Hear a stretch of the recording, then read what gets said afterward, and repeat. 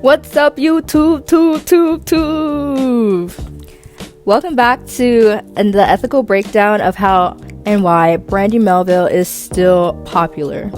Brandy Melville, if you didn't know already, is a very, very popular teen and young adult clothing store, widely known across America and overseas in Europe.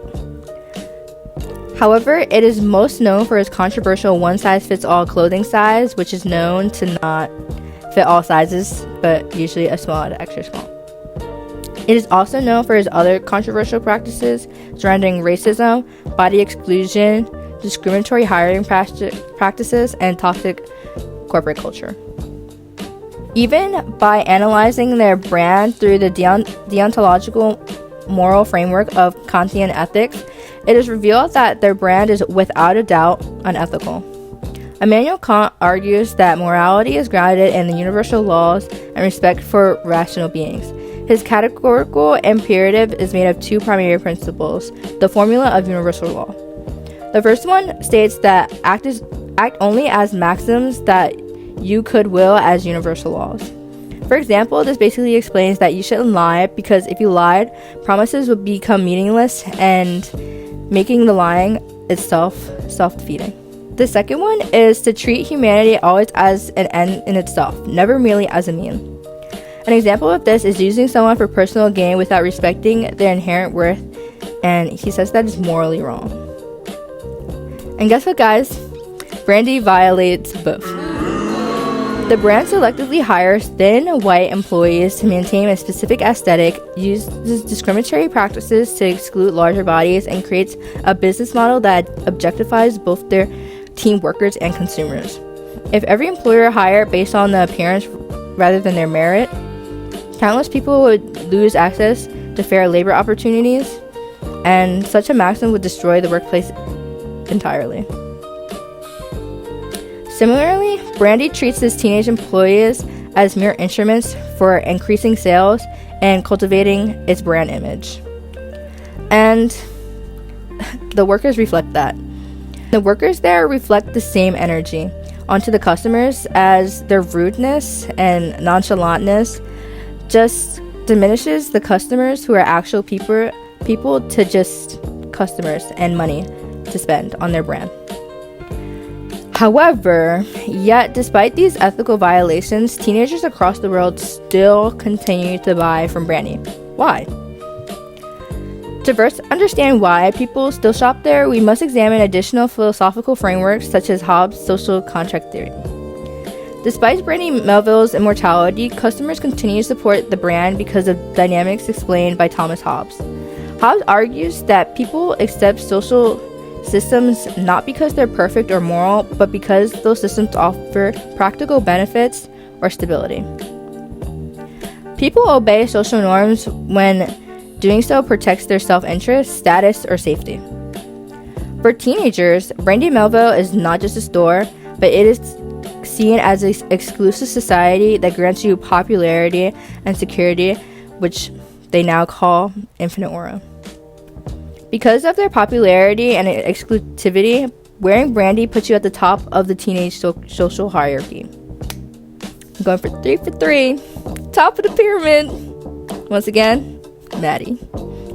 Once again, Brandy. One of the world's most popular influencers constantly post on social media and their new Brandy clothes, only perpetuating the brand status. The contract here is not political but cultural. Customers agree in ignoring the brand's unethical behavior in exchange for the idea and hope of gaining popularity. Because I'm not gonna lie, when you're a teen, honestly, popularity feels like a full-time job, so it is very important. For example, a high school freshman may know Brandy is discriminatory, but it still buys their clothes because wearing them helps them fit into their friend group. It can even get as serious as teenagers taking extreme measures to fit into these clothes, harming themselves just to feel included within their community. Thus, this unwritten social contract encourages compliance even when the system is severely unethical and dangerous. Finally, through value theory, we can see how Brandy Melville thrives because it sells much more than apparel. It basically sells a whole new identity, beauty, desirability, and sense of belonging to many teens that strive to fit in. For those who don't know, value theory is defined as philosophical study of what people consider good, meaningful, or worth pursuing in life. It explores what values should guide our choices and why we should prioritize certain things over others. Because of this pressure and desire to reach a certain level of popularity, teen consumers frequently prioritize psychological or social value over moral value. For example, when a girl shops at Brandy, she may feel like she's buying into a lifestyle of effortless beauty, minimalism, and popularity, like peak LA. This aligns with value theory's insight, which states people pursue what fulfills perceived meaning or self-worth. Furthermore, social media culture reinforces these ideals, as many people online post mirror selfies and Brandy outfits, their Brandy hauls, and basically presenting a fantasy of the good life. Teens internalize this image and rationalize purchases accordingly. Value theory explains that people will sometimes tolerate unethical conditions if they believe that the action contributes to personal gain. Now, the most intriguing question that I want to tackle is, do you guys really think shopping at Brandy makes people inherently evil along with the brand? Well, by using Hobbes' view of human nature and moral responsibility, we could see how humans are actually not naturally moral or immoral. Again, they are naturally motivated by self-interest, fear, and the desire for social belonging. Because of influences and society pressures that are surfacing the internet and reaching teens now more than ever, they are simply responding to the incentives of their environment rather than acting with malice intent. Showcasing how we really can't blame the girls that shop at Brandy. Yeah, I said it. I'm one of them. I'm guilty. However, can we put the blame on our society? Is it our evil surroundings to blame?